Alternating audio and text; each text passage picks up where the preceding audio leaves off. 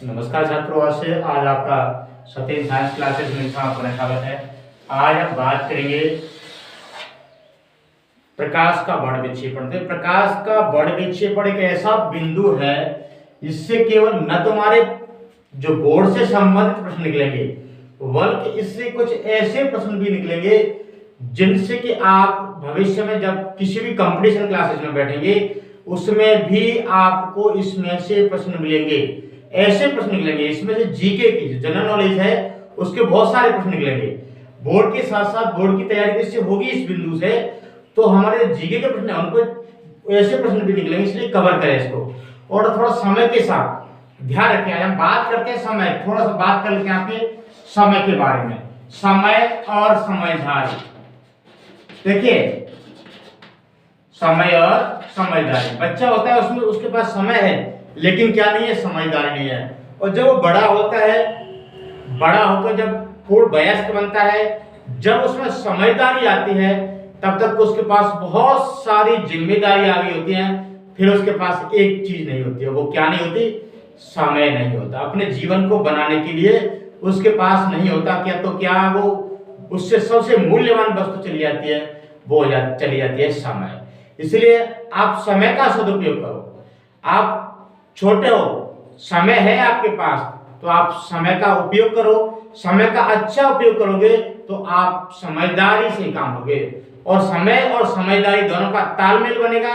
समय और समझदारी के तालमेल से आप बहुत आगे जाओगे, बहुत आगे जाओगे। आपको किसी सहायता लेने की जरूरत नहीं है, किसी नौकरी किसी काम के लिए किसी की सिफारिश करने की जरूरत नहीं है। समय के साथ समझदारी से किया गया काम आपको बहुत आगे तक ले जाएगा। आप समय को बर्बाद न करें, अपना सारा जो ध्यान है उसको पढ़ाई में। आज आपसे आपकी 10 मिनट निकल जाती हैं तो आप कल किसी से जाकर कहो कि आप मुझसे चाहे जितना भी धन ले लो, लेकिन जो कल मेरी 10 मिनट खराब हो गई उनको वापस कर दे। तो इस दुनिया में ऐसा कोई नहीं है जो निकले हुए समय को, मूल्यवान समय को वापस कर दे। इसलिए अपने समय को न खुआएं। आपने यदि मेरे पहले वाली वीडियो नहीं देखे हैं तो इसके डिस्क्रिप्शन बॉक्स में सभी वीडियो की लिंक पड़ी हुई है, क्रम से हम सभी वीडियो को देखते हैं। क्रम से मैंने हर वीडियो में कोर्स के साथ साथ ऐसे भी कुछ प्रश्न बनाए हैं जो किसके लिए है, जीके के प्रश्न भी हैं, जो आप कंपटीशन क्लास में बैठेंगे उसमें भी ये आपको आगे मिल जाएंगे। तो हम बात करेंगे आज प्रकाश के बड़ विक्षेपण की। ये ना देखें आप कि कौन पढ़ेगा क्या करेगा, हम परेशान हो रहे हैं। जो जितना परेशान होता है, जो जितना परेशान होता है वह उतना ही आगे बढ़ता है। इस पर भी हमें ध्यान देना है। जितना आप देखो, सोने को जितना तपाया जाता है, जितना उसको तपाया जाता है वो उतना ही खरा होता है। इसलिए आप जितनी मेहनत करोगे, बस आपको कुछ समय के लिए 20-22 साल तक 20-22 साल तक की उम्र तक मेहनत करनी है, और उसके बाद आपको ऐसा कुछ न कुछ जरूर मिल जाएगा। आप वास्तविक मेहनत करोगे तो आप बड़े आराम से अपने जीवन को, अपने परिवार के जीवन को बड़े आराम से निकाल सकते हो। इसलिए समय का सदुपयोग करें, समय को बर्बाद नहीं होने दें, और समय के साथ अपनी जो भी मेहनत है उस पर पूरा ध्यान दें। हम बात करेंगे आज प्रकाश के बड़ विक्षेपण की। प्रकाश का बड़ विक्षेपण, देखिए जैसा कि इसका नाम है, बड़, बड़ माने होते हैं रंग, और विक्षेपण माने उनका अलग होना। तो होता क्या है, इसमें कई ऐसे प्रश्न निकालूंगा जो आपकी बोर्ड में रिक्त स्थान बनेंगे। रिक्त स्थान की पूर्ति करने के लिए आ सकते हैं, या आपके ऑप्शनल प्रश्न आ सकते हैं, आवासादा के रूप में आ सकते हैं, या आपकी कंपटीशन क्लासेस में आपको मिल जाएंगे। तो बात करें प्रकाश के बड़ विक्षेपण की, तो प्रकाश का जो बड़ विक्षेपण है, प्रकाश के बड़ विक्षेपण की बात करेंगे। आप देखिए, बड़ यानी रैंक, विक्षेपण माने उनका बढ़ना। तो अब क्या करते हैं, जब कोई प्रिज्म लेते हैं, प्रिज्म, किसी प्रिज्म से जब श्वेत प्रकाश किरण को निकाला जाता है, ये आपकी रही श्वेत प्रकाश किरण, और ये है आपकी प्रिज्म। प्रिज्म से जब हम किसी श्वेत प्रकाश किरण को सूर्य के प्रकाश को गुजारते हैं तो वह अपने विभिन्न रंगों में विभक्त हो जाती है। 1 2 3 4 5 6, तो वह अपने विभिन्न रंगों में विभक्त हो जाती है और इस घटना को हम कहते हैं प्रकाश का बड़ विक्षेपण।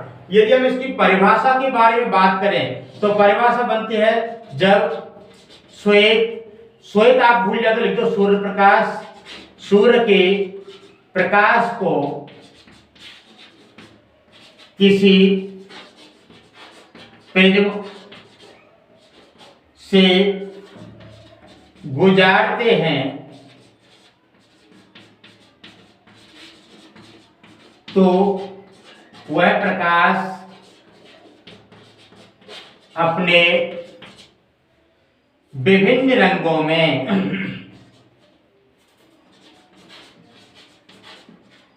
विभिन्न रंगों में विभक्त हो जाता है या बट जाता है। इस घटना को हम कहते हैं प्रकाश का बड़ विक्षेपण। यानी जब श्वेत प्रकाश किरण को किसी प्रिज्म में से गुजारते हैं तो अपने 7 रंगों में, उसके 7 रंग, 7 ही रंग हैं, 7 रंगों में विभक्त हो जाता है, बट जाता है। तो इस घटना को, ये जो घटना है 7 रंगों में बटने की जो घटना है वह है, यानी रंगों के विभक्तीकरण की घटना जो है, रंगों के बटने की घटना है, वह कहलाती है प्रकाश का बड़ विक्षेपण कहलाती है। क्या कहलाती है? बड़ विक्षेपण कहलाती है। समझ में आ गया होगा आपका, आप देख सकते हो इसको। जब सूर्य के प्रकाश को किसी प्रिज्म से गुजारते हैं तो अपने विभिन्न रंगों में विभक्त हो जाता है और ये घटना कहलाती है बड़ विक्षेपण, यानी रंगों का बंटवारा। अब बात करते हैं रंगों के बंटवारे का क्रम। यहां देखिए, तो यहां देखिए, यहां बैंगनी, ठीक है, जामुनी, बैंगनी, जामुनी, नीला, हरा, पीला, नारंगी और लाल, ये रंगों का क्रम होता है। लाल, ठीक है, बैंगनी यहां कर दो, जामुनी यहां हो गया, नीला यहां हो गया, हरा यहां हो गया, पीला यहां हो गया और नारंगी यहां हो गया। ये रंगों का क्रम होता है। जब बात करते हैं श्वेत प्रकाश कण किसी प्रिज्म से गुजरती है तो अपने 7 रंगों में इस प्रकार विभक्त हो जाती है। तो अब आप यहां देखें, अब आप यहां देखें कि ये सबसे नीचे गया और ये सबसे ऊपर गया। अब आप कैसे याद करोगे? मैं इसके लिए आपको छोटा सा ट्रिक बताता हूं, तो आप इसको याद कैसे करोगे कि हमारे रंगों का क्रम क्या है। हम इसको याद करेंगे एक शब्द से, बस एक शब्द आपको याद रखना है, वो शब्द है बेजानी, बेजानी हपीना ला, बेजानी हपीना ला। केवल इतना सा एक शब्द जो आपको प्रकाश के बड़ विक्षेपण के 7 रंगों को याद करवा रहा है। आपको केवल क्या है? बेजानी हपीना ला। आप इनसे क्रम से बना सकते हो, बैंगनी, जामुनी, नीला, हरा, पीला, नारंगी और लाल। ये आपका एक शब्द है। आप, आपके बच्चे, आपके पर और भी आपके परिवार वाले जब आप बड़े वक्त होते जाओगे तो पीढ़ी दर पीढ़ी समझ जाते जाओगे। ये शब्द कभी टूटने वाला नहीं है, कभी खोने वाला नहीं है। ये विद्या ऐसी चीज है जो कभी भी आपको धोखा नहीं दे सकती। आपका मित्र आपको धोखा दे सकता है, आपका भाई आपको छोड़ सकता है, आपके घर वाले आपकी मदद करने से इनकार कर सकते हैं, लेकिन छात्रों ये शिक्षा एक ऐसी अमूल्य चीज है जो यदि वास्तव में आपके पास है, यदि मेहनत की आपके पास शिक्षा है तो कभी भी आपको धोखा नहीं देगी। इसलिए आप इसको लेने में, इसके साथ कोई कमी नहीं छोड़ें, कोई गद्दारी नहीं करें। ये शिक्षा जो बेवफा नहीं है, ये पूर्ण रूप से आपकी वफादार है। आप इसको मेहनत के साथ लेंगे तो जीवन भर आपका साथ देगी। आप जहां भी जाओगे आपको शिक्षा, अपनी शिक्षा के बल पर आप अपना जीवन चला सकते हैं। तो मैंने आपको एक शब्द बताया कि आप प्रकाश के बड़ विक्षेपण को कैसे याद करेंगे, तो बेजानी हपीना ला। एक शब्द केवल एक शब्द क्या है? बेजानी हपीना ला। उसके बाद आप किसी फुल फॉर्म लिखना चाहो, पूरा लिखना चाहो तो लिख दो, बे से बैंगनी, जा से जामुनी, ने से नीला, ह से हरा, प से पीला, नारंगी और लाल। इस प्रकार से ये एक शब्द से आपको जो है पूरे का क्रम याद हो जाएगा। क्या याद हो जाएगा? आपका पूरा क्रम याद हो जाएगा। अब हम इससे बात करेंगे। मैंने अभी आपसे कहा था कि आज हमें इसमें से बहुत से, आप इसको चाहो तो वीडियो पॉज करके इसको उतार सकते हो। केवल एक शब्द आपको सीखना है और एक शब्द में आपका ये प्रकाश के वर्ण विक्षेपण का पूरा रंगों का क्रम साफ आपको हमेशा जीवन के लिए याद रहेगा। एक शब्द है बेजानी हपीनला, क्या लाना है आपको? पीना, हपीना, बेजानी हपीनला, बेजानी हपीनला, उसे आपके साथ और हमेशा के लिए याद रखेंगे। ये आपकी परिभाषा हुई। सूर्य के प्रकाश को जब किसी प्रिज्म में से गुजारते हैं तो होता क्या है? वो अपने 7 रंगों में विभक्त हो जाता है। अब मैं बात करूंगा इसे छोटे छोटे प्रश्नों की। प्रश्न हम रंग लेते हैं लाल। देखिए हमने पहला नंबर के लिए लाल रंग, तो आप देखिए इसे, आपने श्लोक पढ़ा हुआ संस्कृत में, उदेति सविता ताम्र ताम्रेवास्तु मेतु च सपतौ च विपत्तौ, यानी महता मेघ रूप। तो उदेति सविता, सविता माने होता है सूर्य, सविता माने होता है सूर्य, उदेति माने उदय होते समय, तो उदेति सविता ताम्र, उगते समय भी सूर्य लाल दिखाई देता है। उदेति सविता ताम्र ताम्रेवास्तु मेतु च, और अस्त होते समय भी लाल दिखाई देता है। तो वो जो संस्कृत का श्लोक का वो अर्थ अलग हो जाता। हम बात यहां करेंगे लाल रंग की, हमें बात करनी है लाल रंग की कि सूर्य उगता है तब भी हमें लाल दिखाई देता है और अस्त होता है तब भी हमें लाल दिखाई देता है। ऐसा क्यों होता है? वो पीला दिखाई क्यों नहीं देता, सफेद दिखाई क्यों नहीं देता, नीला दिखाई क्यों नहीं देता, और कोई मिक्सचर दिखाई क्यों नहीं देता, लाल ही क्यों दिखाई देता है? तो उसका हमें कारण देना है। आपसे प्रश्न पूछ सकते हैं, सूर्य कोई भी वस्तु हमें लाल, यानी दूर की वस्तु, जब कोई संकेत हमको बनाना होता है दूर का, तो उसको लाल ही क्यों बनाते हैं? तो हम बात करते हैं लाल रंग जो है, लाल रंग का तरंग धैर्य जो होता है, लाल रंग का तरंग दैर्घ्य, तरंग धैर्य अधिक होता है। लाल रंग का तरंग धैर्य अधिक होता है। और ध्यान रखो छात्रों, जिसका तरंग धैर्य अधिक होगा उसका प्रकीर्णन बहुत कम होगा। तो लाल रंग का तरंग धैर्य अधिक होता है तथा प्रकीर्णन बहुत कम होता है। प्रकीर्णन माने फैलाव, प्रकीर्णन बहुत कम होता है। ठीक है, तो लाल रंग का तरंग दैर्घ्य अधिक होने के कारण प्रकीर्णन बहुत कम होता है, इसलिए लाल रंग हमें दूर से दिखाई देता है। आपकी समझ में आ गया होगा। लाल रंग की तरंग दैर्घ्य, दो शब्द है, तरंग दैर्घ्य अधिक और प्रकीर्णन कम। तरंग दैर्घ्य जिसका अधिक होगा प्रकीर्णन उसका कम होगा और वह रंग हमें दूर से दिखाई दे जाएगा।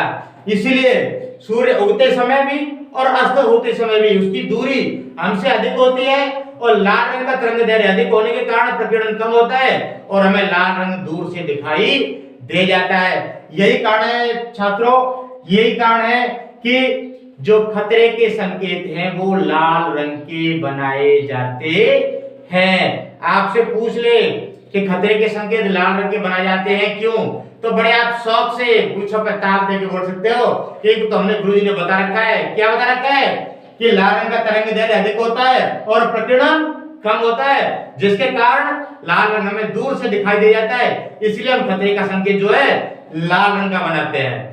अब बात करते हैं और दूसरा प्रश्न हम लेते हैं। दूसरे प्रश्न में हम इसको खत्म करके दूसरा प्रश्न लेते हैं। दूसरा प्रश्न आपसे पूछ ले, जो आकाश है, आकाश, दूसरे प्रश्न में आकाश नीला दिखाई देता है, आकाश नीला दिखाई देता है क्यों? तो बात करेंगे, देखिए लाल रंग की तरंग दैर्घ्य अधिक है, उससे कम, उससे कम, उससे कम, ये तरंग दैर्घ्य का जो डिमोशन है नीचे की ओर चल रहा है, तो नीले रंग की तरंग दैर्घ्य कम होती है और जिसकी तरंग दैर्घ्य कम होगी उसका प्रकीर्णन अधिक होगा। प्रकीर्णन और तरंग दैर्घ्य एक दूसरे के बिल्कुल विपरीत में रहते हैं, उल्टे रहते हैं। तरंग दैर्घ्य अधिक, प्रकीर्णन कम, तरंग दैर्घ्य कम, प्रकीर्णन अधिक। तो अब बड़े शौक से आप यहां जवाब दे सकते हो, नीला रंग, नीला रंग जो है तरंग दैर्घ्य जो है, तरंग दैर्घ्य जो होती है कम होती है और कम होगी तो प्रकीर्णन अधिक होगा और प्रकीर्णन जिसका अधिक होगा इसलिए हमें आकाश कैसा दिखाई देता है, लाल जो है नीला दिखाई देता है। कैसा दिखाई देता है? नीला। इसका भी उत्तर बड़े आराम से आप कर सकते हो। बड़े आराम से शौक से बता सकते हो। आकाश नीला दिखाई देता है, क्यों क्यों दिखाई देता है? आप बड़े शौक से बताओ। तरंग दैर्घ्य कम होगी और प्रकीर्णन अधिक होगा।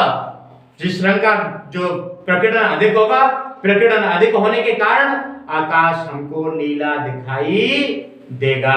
बड़े आराम से, चैन से इस प्रश्न को आप दिमाग में रख लें। आपके कंपटीशन में भी ऐसे प्रश्न पूछे जा सकते हैं कि नीला आकाश नीला दिखाई देता है, क्यों?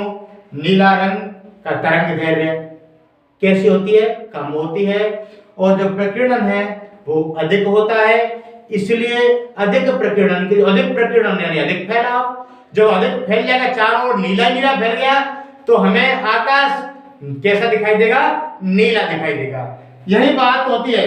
यही हम तीसरा प्रश्न लेके चलते हैं, वो भी आपका एक जीके का प्रश्न है। आपकी बोर्ड की कक्षाओं के साथ साथ जीके का प्रश्न भी बनता है। देखिए यहाँ प्रश्न तीसरा बनता है कि न तो लाल दिखाई दे रहा है, न नीला दिखाई दे रहा है, न पीला दिखाई दे रहा है, न हरा दिखाई दे रहा है।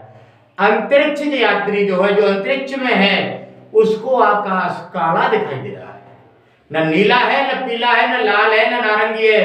कैसा है? वो उसको दिखाई दे रहा है काला।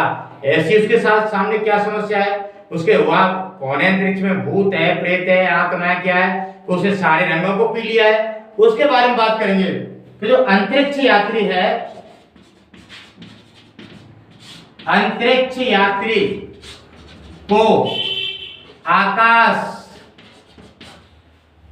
कैसा दिखाई देता है? ऐसे पूछ सकता है,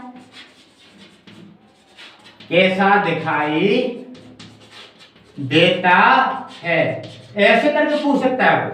अथवा वो ऐसे पूछ सकता है कि एक अंतरिक्ष यात्री को आकाश का रंग, एक अंतरिक्ष यात्री को आकाश का रंग काला दिखाई देता है, क्यों? तो अंतरिक्ष यात्री को जो है आकाश दिखाई देगा काला, काला दिखाई देगा। क्यों दिखाई देगा? देखिए, किसी भी रंग के प्रकीर्णन के लिए, रंगों के टकराने के लिए आवश्यकता होती है किसी परत की, और अंतरिक्ष में क्या नहीं है? वायुमंडल नहीं है। क्या नहीं है? वायुमंडल। तो अंतरिक्ष में जो वायुमंडल नहीं है, तो ये किससे टकराएंगे? किससे प्रकीर्णित होंगे? इसलिए किसी भी रंग का वहां प्रकीर्णन नहीं होता, और आकाश का रंग हमें दिखाई देता है काला। क्या होता है? काला। तो यहाँ कारण क्या? कारण मैं लिख देता हूं आपको। यहाँ कारण होता है, क्या कारण है काले का? कि अंतरिक्ष में वायुमंडल नहीं है, और वायुमंडल नहीं होने के कारण किसी भी रंग का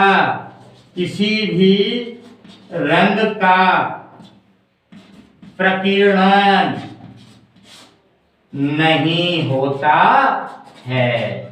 आप ध्यान करना, ये मोस्ट हो गया आपके लिए। अंतरिक्ष यात्री को आकाश का रंग दिखाई देता है काला। क्यों दिखाई देता है? देखो, वहां नहीं है। क्या नहीं है? वहां नहीं है वायुमंडल। वायुमंडल नहीं है तो किसी रंग का प्रकीर्णन नहीं होगा, और आकाश का रंग हमको दिखाई देगा काला।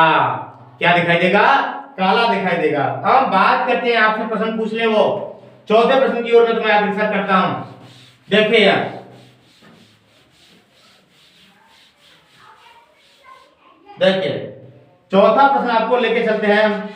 आपने देखा होगा अधिकांश खतरे के संकेत जो है, खतरे के संकेत लाल रंग के बनाए जाते हैं, के होते हैं। क्यों? तो मैंने अभी आपको बताया कि खतरे के संकेत लाल रंग का प्रकीर्णन कम होता है। कम क्यों होता है? क्योंकि इसकी तरंग दैर्घ्य अधिक होती है, और तरंग दैर्घ्य अधिक होने के कारण प्रकीर्णन कम होता है, और प्रकीर्णन कम होने के कारण ये रंग हमें दूर से दिखाई दे जाता है। तो इसका आंसर होता है, कारण क्या है? देखिए, मैं कारण लिख दूं, आप कारण को ध्यान से सुने। लाल रंग का तरंग दैर्घ्य, लाल रंग का तरंग दैर्घ्य अधिक होता है। अधिक होने के कारण प्रकीर्णन बहुत कम होता है। प्रकीर्णन माने फैलाव कम होता है। और लाल रंग जो है हमें दूर से दिखाई दे जाता है। समझ में आ गया आपको? प्रश्न पूछे आपसे कि खतरे के संकेत लाल रंग के बनाए जाते हैं, क्यों? तो आप बड़े शौक से कह सकते हो तरंग दैर्घ्य अधिक होने के कारण प्रकीर्णन कम होता है और लाल रंग हमें दूर से दिखाई दे जाता है, इसलिए खतरे के संकेत लाल रंग के बनाए जाते हैं। मैं आपके लिए एक प्रश्न छोड़ रहा हूं, आप उसका उत्तर अपने कमेंट करके देंगे।